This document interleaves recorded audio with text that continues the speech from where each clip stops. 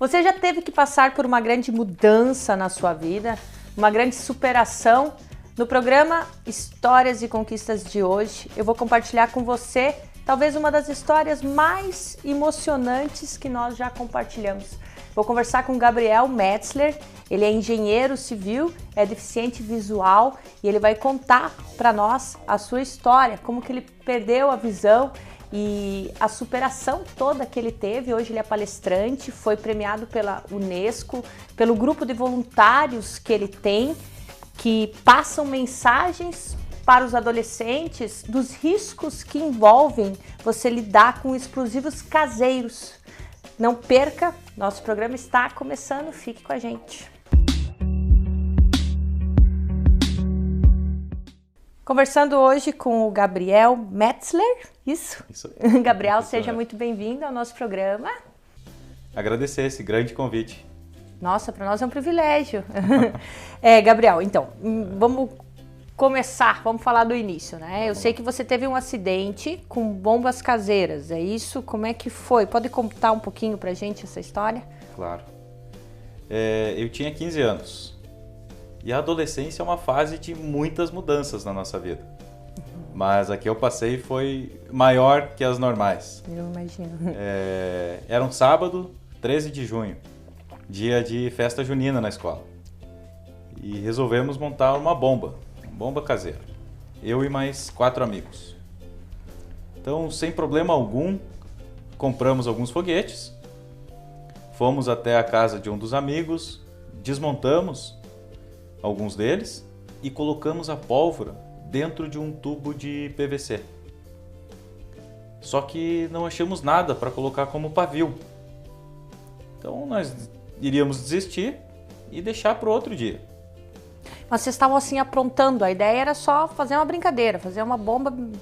Qual é que era o objetivo? O objetivo era escutar o barulho, não tinha objetivo nenhum. Tinha um terreno baldio no lado da casa desse amigo e o nosso objetivo era só soltar a bomba lá, escutar o barulho e mais nada. O foguete, eu não sei, ele não tem uma legislação que você não pode comprar foguete quando você a legislação não protege o menor de idade? Deveria. É proibida a venda para menores de idade. Exatamente, né? E na ocasião nós tínhamos entre 13 e 15 anos, então pela lei nós não poderíamos ter comprado aqueles foguetes. Tá, mas e aí? Continua. E então, como eu estava te contando, nós resolvemos ir embora e deixar para outro dia.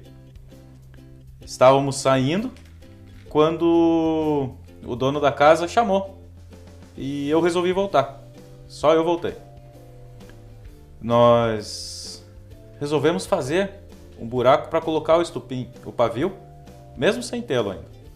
Então aquecemos um espeto de churrasco, pois ele passaria facilmente pelo plástico, pelo tubo.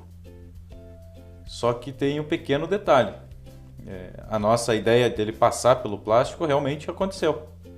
Só que esse espeto quente, em contato com a pólvora, fez a bomba explodir em nossas mãos. Nossa. E aí? Aí ficou na hora tudo preto, né? A pólvora ela é muito rápida, ela não dá tempo para nada. Então nós fomos nos guiando com as mãos pelas paredes para tentar sair da casa. E quando nós saímos, os amigos e os vizinhos que tinham ouvido o barulho voltaram, vieram correndo para casa. E quando eles chegaram, nos encontraram muito feridos. Nossa, que susto, que tragédia. E aí, como é que foi que aconteceu? Daí você teve o problema da visão em decorrência disso. Exatamente.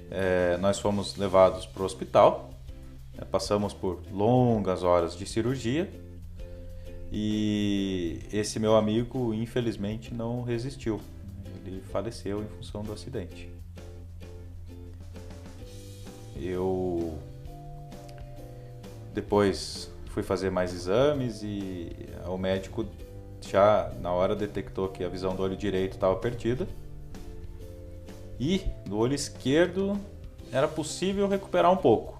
Ele já foi bem claro que não poderia igual era antes, não ia voltar, era com bastante limitação, mas que um pouco era possível recuperar. Daí você conseguiu recuperar a visão? Eu recuperei. Recuperei um pouco, sim. Foram 2 meses sem enxergar nada, passando por diversas cirurgias, procedimentos, consultas. E em agosto, 2 meses após o acidente, a visão começou a voltar. Ainda bem limitada, mas começou a retornar. E as mudanças, Gabriel? Aí eu imagino que começaram as mudanças da sua vida. Foi uma mudança muito grande. Eu acho que o mais difícil, né? Nós estávamos conversando, deve ser o primeiro impacto, você aceitar isso. Como é que foi esse período de aceitação? É algo difícil, muito difícil, porque você não espera que aquilo vá acontecer, né? Adolescente, criativo, cheio de boas ideias, mas sem noção nenhuma do perigo. E realmente mexer com explosivos é muito perigoso. Então foram momentos muito difíceis, né? Tanto para mim, minha família, os amigos e principalmente a família desse meu amigo que faleceu. E como é que você começou a se adaptar com essas mudanças, né? Porque hoje eu converso contigo, nossa, pessoal, o Gabriel é um exemplo, dá para perceber em você que você tem uma alegria, que você consegue levar a sua vida de uma forma bastante positiva, tem uma boa vida, tem uma qualidade de vida, né? Não se deixou abater, você é muito reconhecido por isso. Então, mas eu imagino que teve todo um processo até chegar nesse momento, né? Que, claro, mas o momento difícil, assim, como é que você conseguiu reestruturar as suas crenças, né? Reformular, passar por esse processo, por essa mudança? O que foi primordial para ti? Para mim, para superar esse momento tão difícil, foi sem dúvida nenhuma o apoio da família e dos amigos. Eles estiveram sempre ao meu lado, dando força, mostrando que eu podia, que era possível. Eu fui fazendo a minha parte, acreditando no médico. Ele pedia para ficar, para recuperar da cirurgia no olho, tinha que ficar de bruço, com a cabeça para baixo. Então foram 10 dias, Gabriel tem que ficar 10 dias, eu fiquei os 10 dias. Depois mais outra cirurgia, mais 10 dias. Então, assim, claro, muito pensamento positivo, mas sempre fazendo a nossa parte, né, a minha parte nesse caso, e com o apoio das pessoas mais importantes da nossa vida, né, família e amigos. E você continuou estudando, daí terminou o 2º grau e depois entrou na faculdade de engenharia, é isso? Isso mesmo. Como eu te falei, 2 meses após o acidente a visão começou a voltar, ainda, né, bem limitada, mas eu terminei o ensino médio. E em 2007 eu me formei em engenheiro civil. Maravilha. E chegou a atuar na área? Trabalhei, até ano passado estava trabalhando Trabalhei de 2008 a 2013 em Curitiba, em uma multinacional canadense, na área de geração de energia. E em 2014 fui morar em Niterói, no Rio de Janeiro, também trabalhando nessa área de geração de energia. Você tem uma premiação, pelo que eu vi, na Unesco? Isso. Você pode contar um pouquinho pra gente? Claro. Seu grupo de voluntários, né? Isso mesmo. Em 99, alguns meses após o acidente, aquele mesmo grupo de amigos que teve aquela ideia errada de fazer a bomba, dessa vez teve uma boa ideia. De mostrar para as pessoas, com o nosso exemplo e através de palavras, vídeos e fotos, o risco do manuseio inadequado de explosivos. Então, com esse propósito, surgiu o Grupo Alerta Vida, GAV. E esse trabalho vem realizando palestras, seminários em escolas, empresas, hospitais, grupos de escoteiros, grupos de jovens, enfim, onde o grupo é solicitado. E esse trabalho, no ano 2000, ele foi premiado pela Unesco, com a participação no Fórum Sonhadores do Milênio. Foi um evento realizado em parceria pela Unesco, McDonald's e Walt Disney World. Foi em Orlando, nos Estados Unidos, e contou com a presença de 2.000 jovens do mundo todo que tinham projetos, trabalhos voluntários, buscando sempre o bem da sociedade. Que bacana, e vocês foram agraciados. Foi uma honra, né? Uma satisfação representar o país num evento tão importante. Ah, com certeza. Muito legal o reconhecimento. Gabriel, eu estava pensando, existe um número muito grande de pessoas, de adolescentes, de jovens que correm que fazem essas bombas caseiras? Tu tem um conhecimento sobre isso? Assim? Eu não vou prender só a bombas caseiras. Eu quero falar contigo assim de explosivos em geral, foguetes, bombinhas e até bombas caseiras. Tem um dado que pra gente é absurdo. Assim, é difícil de acreditar. São 17 anos desse trabalho voluntário. Então a gente já centenas de palestras pelo Brasil todo, inclusive essa oportunidade fora do Brasil. E você sabe em quantos por cento das turmas que a gente conversou que tinha ou uma pessoa que tinha se acidentado ou que conhecia alguém que se acidentou? Seja um pai, um tio, um primo, vizinho. Tem ideia de quantos por cento? Não faço ideia. 100%. Capaz. Em 100% das turmas que a gente foi falar, pelo menos alguém, né, relatou um acidente que ele conhecia.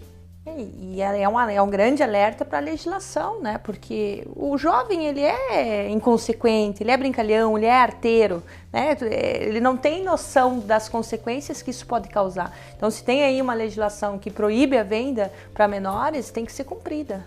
Com certeza. E muito provavelmente, o nosso acidente foi em função do desconhecimento. Claro, com certeza. É perigoso soltar foguete? Mas o que acontece? É muito perigoso, é pouco perigoso. E com esse trabalho do voluntário, a gente entendeu realmente, né, além da experiência pessoal de ter passado por um acidente, mas conversando com peritos em explosivos, com médicos, seja ortopedistas, seja oftalmologistas, nós entendemos melhor o perigo que é mexer com explosivos. Com certeza. E uma grande conquista profissional hoje? Grande conquista? É poder passar, né, ajudar as pessoas com a minha história de vida para que elas consigam conquistar seus objetivos e realizar seus sonhos. Você tem algum case? Alguma pessoa que chegou para ti assim, Gabriel, e falou assim: nossa, Gabriel, que exemplo, assim, que você viu que mudou a vida dessa pessoa? Tem uma história legal para contar. Então conta. Pode Eu contar. tenho o Corpo de Bombeiros, sempre foi muito parceiro do nosso trabalho. E ano passado, eles me convidaram para dar uma palestra. E eu conversando depois da palestra com as pessoas, e era para uns bombeiros voluntários, né, para os bombeiros comunitários. E uma mulher veio falar comigo. E ela falou que o filho dela veio perguntar para ela, pedir ajuda numa matéria da escola. E ela falou para mim depois: eu não sabia como ajudar ele. Eu só tinha estudado até a 7ª série. E ela, daquele dia, ela resolveu voltar a estudar para poder ajudar o filho dela. Então essa importância assim da família que eu falei bastante, né, de você pensar, de você querer estar junto, você querer contribuir com o próximo. E ela voltou a estudar, terminou o 1º grau, está fazendo agora o 2º grau naqueles ensinos para jovens e adultos. E eu conversei com ela recentemente, ela falou que quer fazer uma faculdade agora. Ai, que maravilha. Então ela falou: você me ajudou muito, você me inspirou. Então, essas alegrias que a gente tem não tem preço, né? De você poder ajudar uma pessoa a melhorar de vida. Foi muito legal. Ai, que bacana, parabéns. Gabriel, nós temos que dar um tempo. Daqui a pouquinho o programa Histórias e Conquistas está de volta.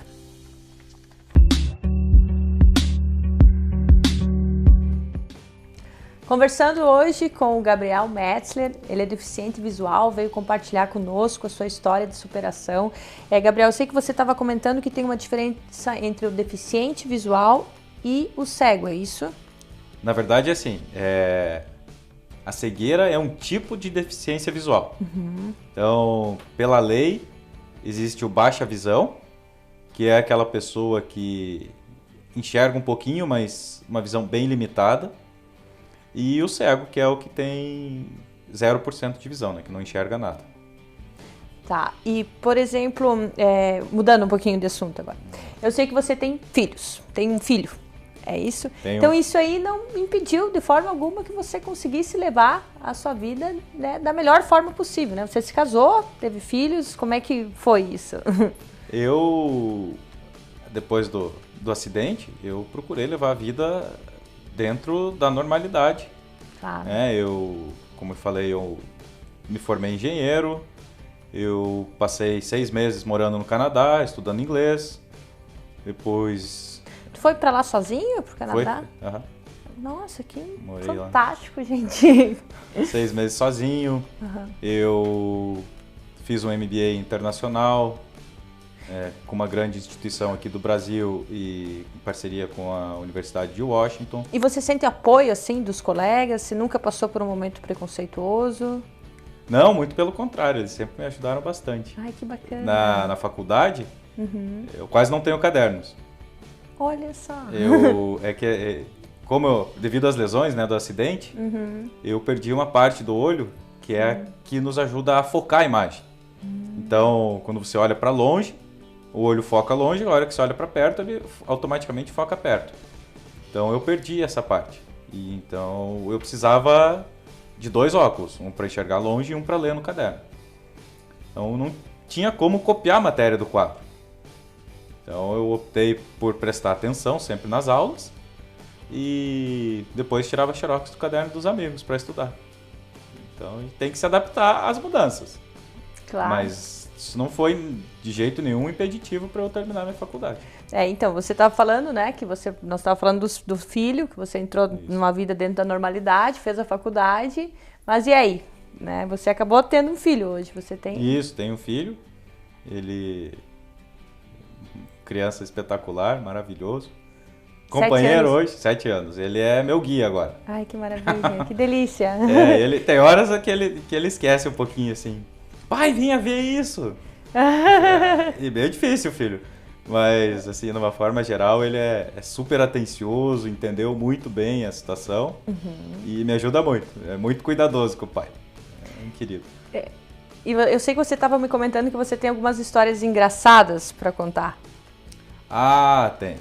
Olha, a gente passa por cada uma nessa a gente brinca, né, na Cegolândia. Cegolândia é boa. Muitas vezes talvez por desconhecimento das pessoas ou assim, eu não sei o que acontece, mas ou por medo de pegar cegueira, por encostar no cego, a gente passa por essa, sabe? Esses dias eu tava indo pro instituto, que é perto da minha casa, lá em Curitiba, o Instituto Paranaense de Cegos, né? Só para explicar, onde eu estou fazendo aulas para auxiliar nesse processo de readaptação. E eu estava andando com a bengala e eu cheguei numa esquina para atravessar e não tinha sinaleiro. Aí eu pedi ajuda e a mulher começou a puxar pela bengala. Eu falei, meu Deus. Aí eu soltei a bengala na mão dela. Não, eu soltei, dei 2 passos para trás e voltei para a calçada. Aí eu só escuto daqui a pouco, ué, cadê o cego? Tinha um ceguinho na ponta dessa bengala. Meu Deus, perdi o cego. Ainda bem que outra mulher viu o que estava acontecendo e me ajudou, me levou do jeito certo, né? Que é muito simples você ajudar. É só você dar o braço, né? O cego vai saber te orientar, assim. Ele dá o braço, ele vai pegar assim próximo ao seu cotovelo e você vai atravessar tranquilamente. Então a gente passa por cada uma dessas que... Às vezes as pessoas querem ajudar e não sabem como. Isso. Tem outra dica também que você falou do sentar, né? Ah, sentar, a gente passa cada aperto. Por quê? Também, de novo, desconhecimento, né? A pessoa não sabe e ela quer te ajudar, ela quer fazer algo bom pra você. E ela vem com você, posiciona você na frente da cadeira. E ela põe a mão nos seus ombros e vai empurrando você pra trás. né, para você sentar. E tu não... Só que você não sabe a altura da cadeira. Então, se você se prepara para sentar numa cadeira alta e a cadeira é baixa, aí você vai lá para baixo, cai, leva os sustos, mas vamos embora. E assim, o jeito certo é muito simples também. É só você pegar a mão do cego e colocar no encosto da cadeira. Porque aí ele sabe certinho onde está a cadeira, vai ver, sentir com a mão, né, a altura certinha dela e não tem erro, é bem tranquilo. Hobbies e diversões, Gabriel. Como é que você costuma se divertir? Hobby seu? Hobbies? É. Talvez vai parecer estranho, mas jogar futebol? Sério? Sim. Que Tô aprendendo a jogar lá no instituto, agora com aquela bola especial, né, que tem o guiso dentro. Aham. Eu gosto e vou sempre com meu filho no estádio assistir jogo de futebol. Sério? Levo ele adora. Eu já tinha esse hábito antes e hoje só vai vou com o radinho. Vou com o radinho. Pelo barulho da torcida tu vai indo, né? Junto. Quando tu vê que a torcida vai fazendo... tu vai com o radinho. Radinho, escutando o jogo, mas tô lá junto. Gosto de passear com o filho. É claro, não dá pra andar de bicicleta, é meio perigoso, né, andar de bicicleta agora. Uhum. Mas assim, eu procurei manter os hábitos que eu tinha. Que tu já tinha. Eu gosto muito de ler. Então, hoje com a questão das tecnologias, da acessibilidade, tem muito audiolivro. Pois é. E os próprios e-books, com o aplicativo, com o leitor de tela, tanto do celular quanto do computador, eu consigo ler os livros. Então, assim, dentro do possível, eu mantive a minha vida dentro da rotina que eu tinha antes. Você perdeu a visão, você com 15 anos foi acidente e foi ano passado que você perdeu ela, é isso? Isso. Totalmente daí? Totalmente. Ainda em função das lesões e dos ferimentos lá do acidente. Então, esse é outro ponto, né, que a gente tem que se preocupar, porque as nossas atitudes hoje podem trazer consequências lá no futuro, né? Então, 17 anos depois do acidente, eu acabei perdendo a visão. Mas já sabia que corria esse risco? Sabia, mas também não precisava ser tão cedo assim. Tem coisas que são inevitáveis, não dependem de nós, né? Exatamente, a gente passa por mudanças o tempo todo, né? E algumas dependem da gente, outras não. Então...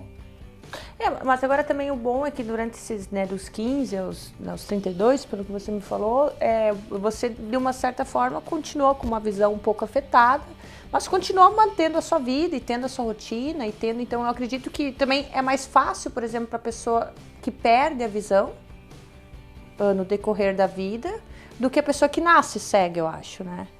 Sabe que eu não, assim, nunca tinha parado para pensar e nunca tive convívio com cegos ou deficientes visuais.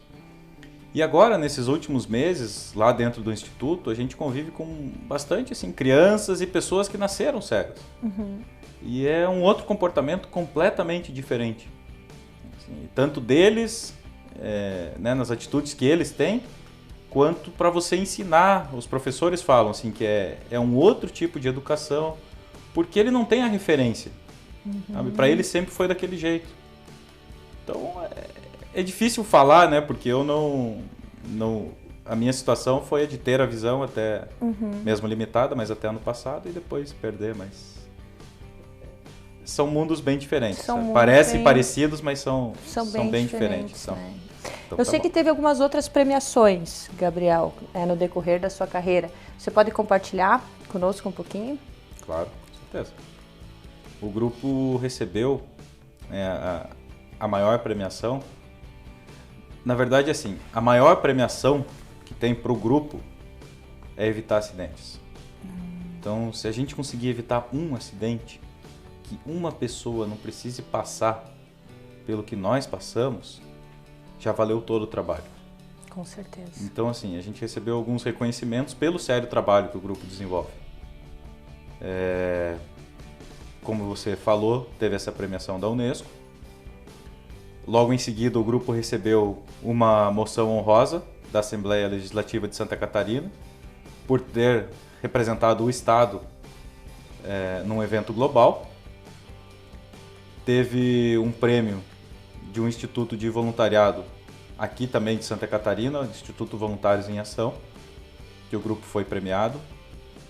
O grupo participou por 2 vezes no Paraná, no início dos anos 2000, um projeto desenvolvido em parceria com a Secretaria Estadual de Educação, com um instituto internacional, com foco no voluntariado juvenil, no protagonismo juvenil, e foi selecionado também para fazer parte de um livro que o Grupo Pão de Açúcar lançou, com algumas histórias de voluntariado.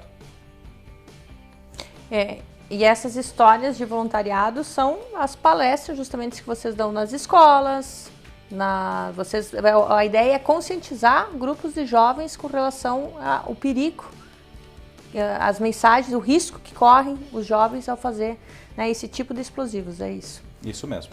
O grupo tem o nosso caso, que é usado como base para contar a palestra, para contar a história, mas a gente aborda aspectos legais, o que diz o Estatuto da Criança e do Adolescente, a gente teve contribuição de médicos, então quais são as lesões mais comuns, qual a época de maior incidência de acidentes, também a parte psicológica depois de um acidente, né?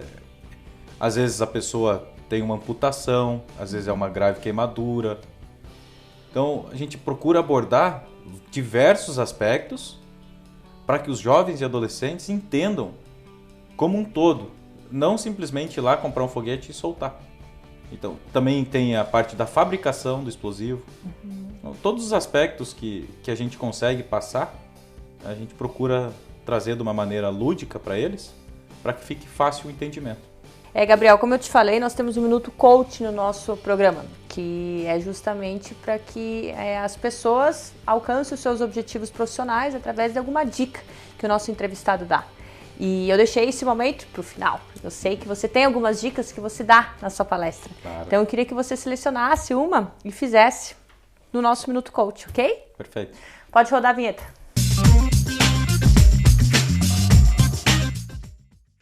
Nós passamos por mudanças o tempo todo. E para superar esses desafios, essas dificuldades que nós encontramos, é preciso ter atitude. Mas o que é ter atitude? Ter atitude é você agir da maneira certa, não é fazer de qualquer jeito. É você planejar, depois executar. É você saber que você não conhece de tudo.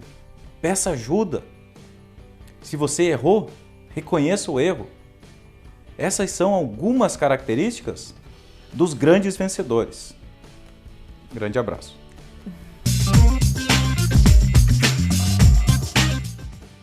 Gabriel, quero agradecer a tua presença, a tua participação. Muito obrigada pela tua disponibilidade. Quero te dizer que para mim foi uma grande honra, foi uma grande motivação, né, te conhecer. Muito obrigada mesmo por você estar aqui, por você compartilhar a sua história, não só comigo, mas com o nosso telespectador, nas suas palestras. Eu tenho certeza que você tem muito a contribuir com o mundo todo. Parabéns por isso, por ser essa pessoa que você é, o profissional que você é. Te desejo muito sucesso, muita felicidade. Muito obrigado. Eu que agradeço essa grande oportunidade de poder compartilhar um pouquinho da minha história com seus telespectadores. E fico à disposição. Sempre que precisar, é só chamar. Legal. Pessoal, quero fazer um agradecimento todo especial também para as lojas Atrativa aqui no Oswaldo Reis 1540. E um abração, um beijo bem grande para você, nosso telespectador. Desejo uma semana maravilhosa, com muita atitude, mudança, pensamento positivo. E é isso aí, que você realize todos os seus sonhos.